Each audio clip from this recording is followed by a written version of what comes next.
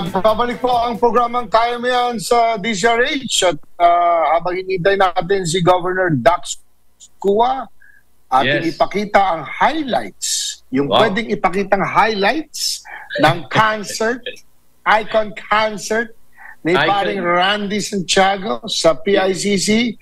Jam-packed, ha? Jam-packed yung buong concert. Emel. Congratulations. Wow, congratulations. Nandyan sila Gino Padilla. Rachel Alejandro. Timo. Juan Miguel. Tapos yung mga bata na kumanta ng 60s at 70s. Gusto ko yun. Mga tawag ng tanghalan champions yun.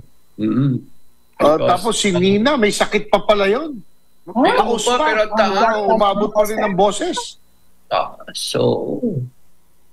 Of course. Isa lang nagpapatunay, age is only a number. Totoo lang yung boses pa, hindi tumatanda.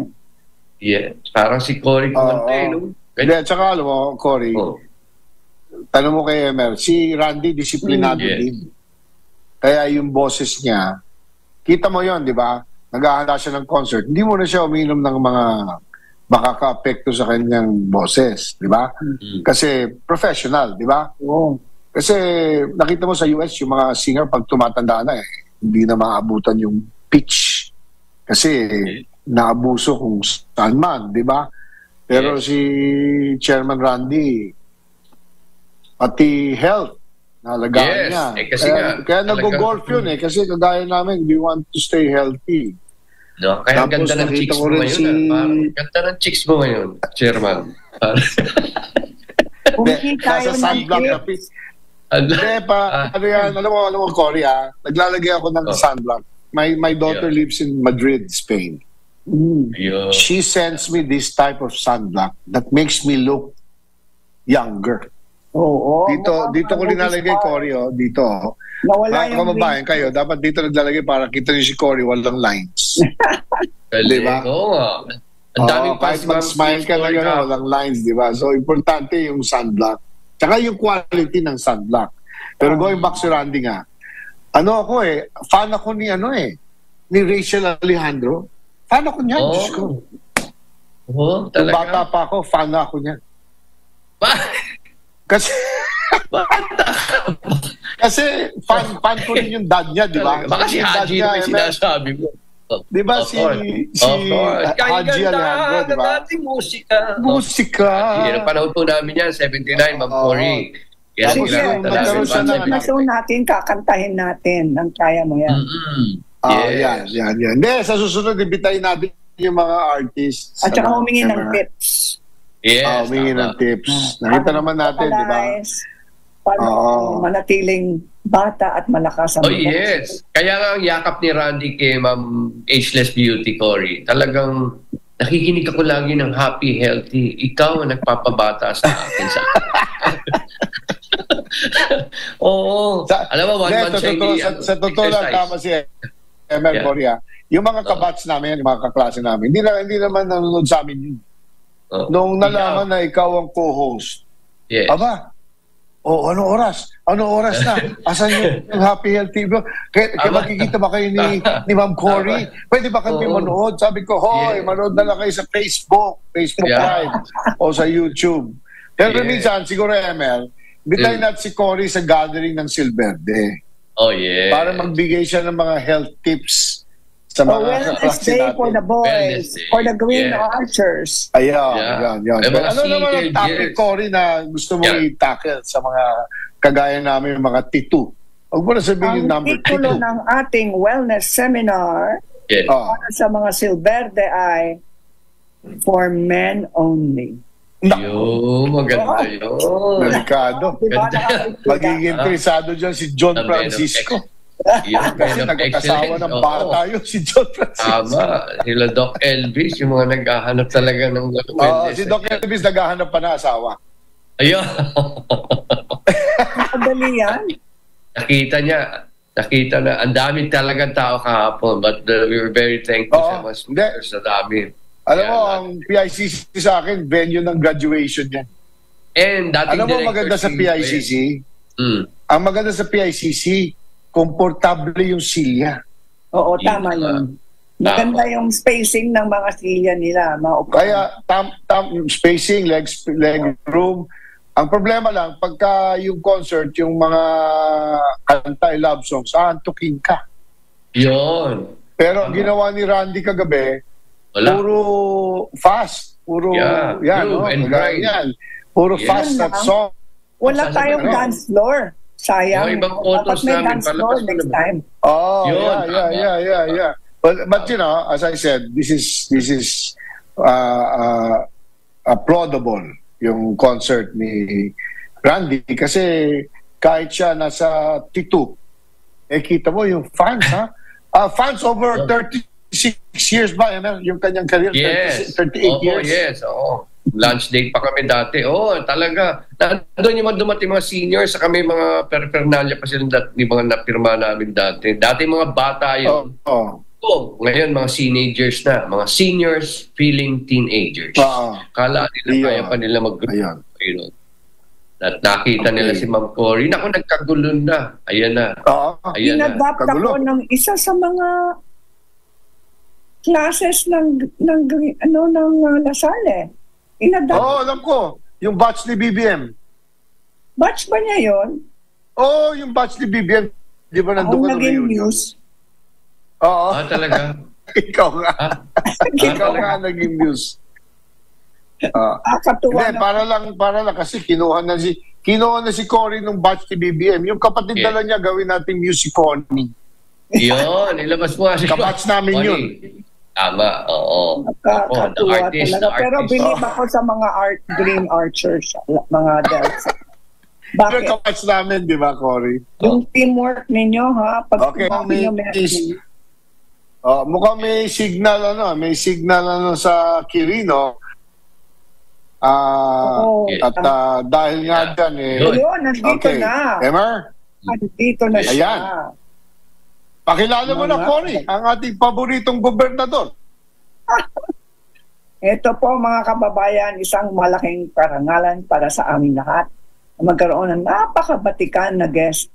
Siya po ay eksperto sa larangan ng politics at hindi lamang politics, public service. Yeah. Siya po ay, ilang years na bilang congressman, 9 years. Wow. Tapos 9 years congressman, 6 years vice governor, naging outstanding vice governor of the Philippines, at 6 years ngayon as governor. Please welcome Governor Dakila Carlo Dax Cua. Yeah. Hi, Gov. Welcome back. Welcome back, Gov. Boy. Nice to be here. Kamusta po kayo lahat? At sa lahat ng nanonood na ibang aldaw kada tayo amin. Ayan. Kami po ay natutuwa kami. Natuloy yung motorismo. Opo, Sir. Sige, go ahead, Cory. Gandang araw po.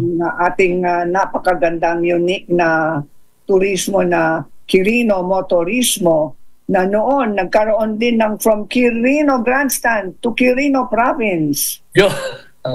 Napakaganda po yun. And sana pwede natin gawin ulit, Governor Dax, Opo, this coming April 19, we will have the Quirino Motorismo 2024. So marami po tayong activities na gaganapin dito po sa Quirino Province.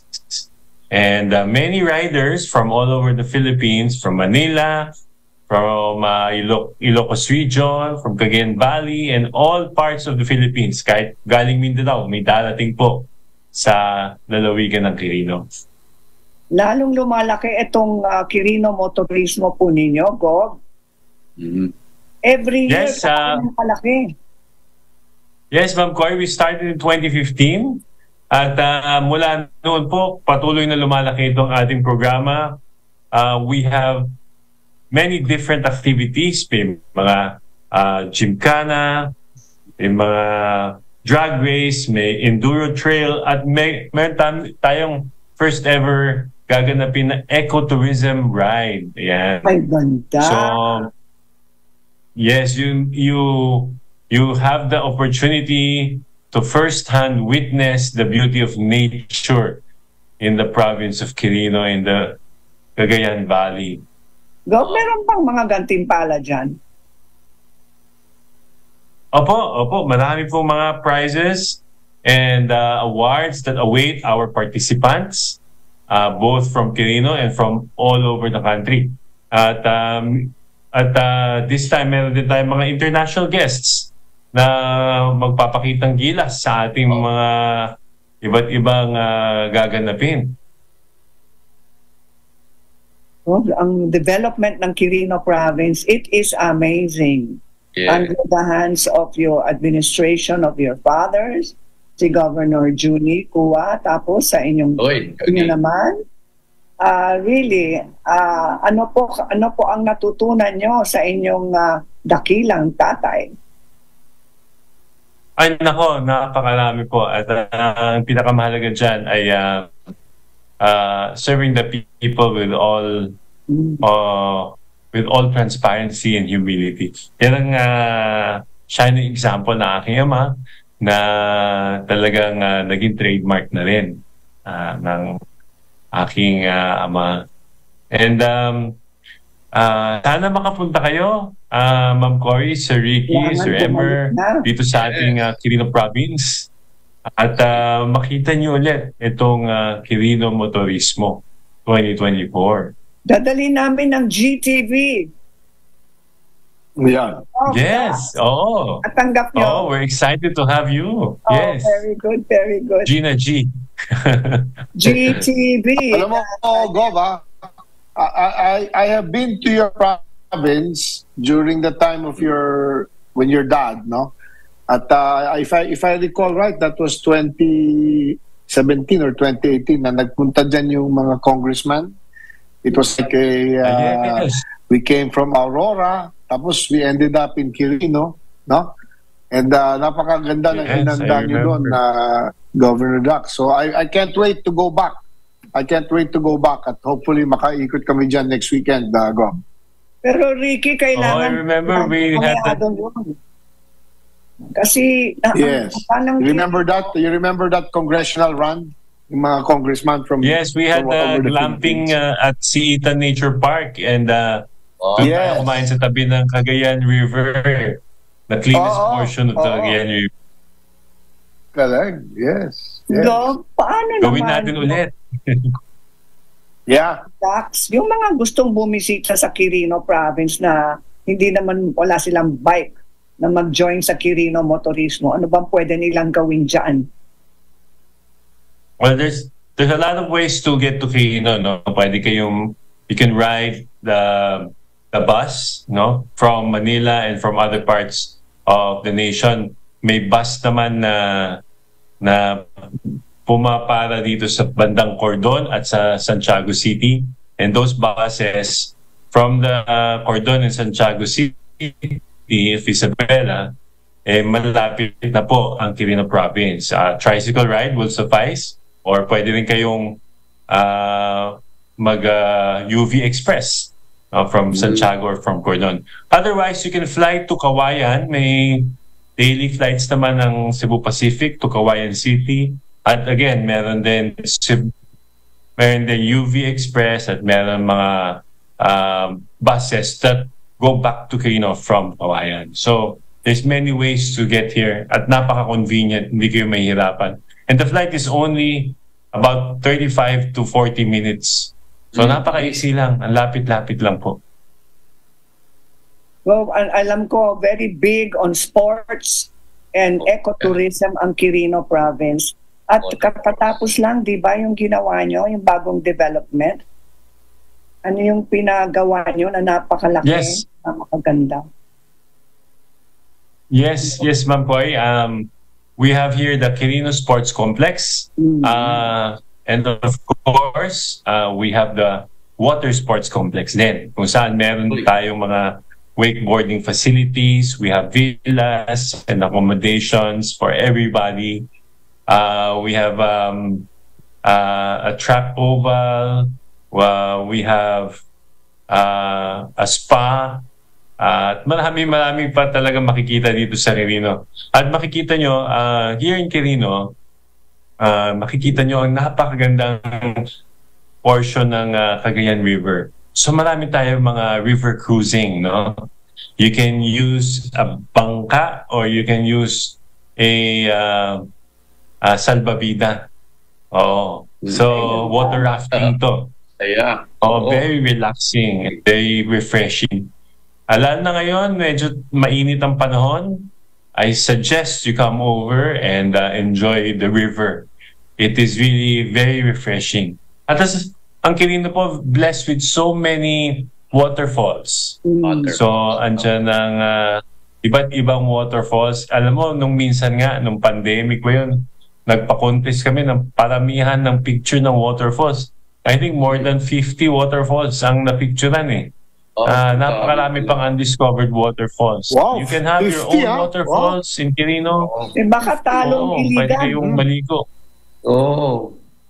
Opo, napakarami po talaga. Because it is the Quirino po ay ang watershed ng Cagayan River. Photo of the waterfalls. Partner, mag-ere na lang tayo ng kaya mo yan. Live from Quirino Province. Pwede. Opo. We can do that. Ayun. Yan. Wala si Ricky sa ere. Yan. Gob. Okay, nag-ano lang yung signal ni Gob in this area. Oo. Shortly, babalik yan. Napakadaming developments ngayon. Partner Cory at Emer sa Quirino Province. And nakita ko yan noong 2017. At nakakatuwa na ito na ang nangyayari dyan sa Quirino Province. Gob? Yes. Gob, yung paanyaya nyo sa aming lahat, bumisita sa Quirino Province. Okay, so we have a 3-day. Imbitahan ko po kayong lahat. Event. Nasa iyo, Portu Quirino next week sa inyong motorismo event. Go ahead, Gob. Okay, so again, let me invite everybody, men, women, children of all ages, from anywhere, kung saan man kayo manggaling. We are inviting all of you. Basta mahilig kayo sa camping, sa nature, at sa motorsports. Come over. We have a 3-day Quirino Motorismo 2024. Ito po ay gaganapin sa April 19 hanggang April 21. 19, 20, and 21, that's a Friday, Saturday, and Sunday. And activities include the following. May overnight camping tayo with acoustic night. May unity ride participants. We have motocross challenge. So, may motocross po talagang karera. May gymkhana. May drag race. May enduro trail challenge. At meron tayong pinakabagong event, the first ever Quirino Motorismo Ecotourism Circuit. Yan yung bibisitahin yung iba't ibang tourism sites in Quirino. The best beauties of nature. And then, of course, we will have a victory concert and barbecue night. Yan. So, marami tayong fellowship at kasiyahan. And we are making this event safer than ever. There will be police visibility. There will be safety signages. There will be sports marshals available. May ambulance din, ano? May ambulance at may paramedics and emergency rescue teams that will be available in all of our activities. So we want this to be the safest motorismo in the country or even in the world. So please join us this coming April 19 to 21 here in Quirino Capital Sports Complex. Ang galing, Governor. Congratulations, Gob. More power to you and your family. And give us best regards to your dad, Gob. And to Congresswoman Midi. Ay, makakarating po sa kanila. Salamat po. Thank you for the well wishes. And I hope to see you there this coming April 19.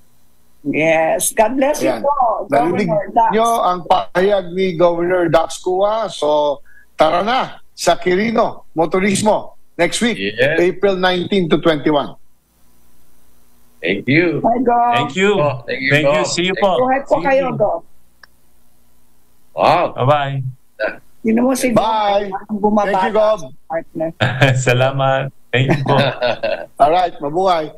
So, oras natin 4 ng hapon na babalik po ang Kain Man sa DZRH sa inyong abangan nyo ang inyong paboritong segment, Happy, Healthy at iba pa. Standby po mga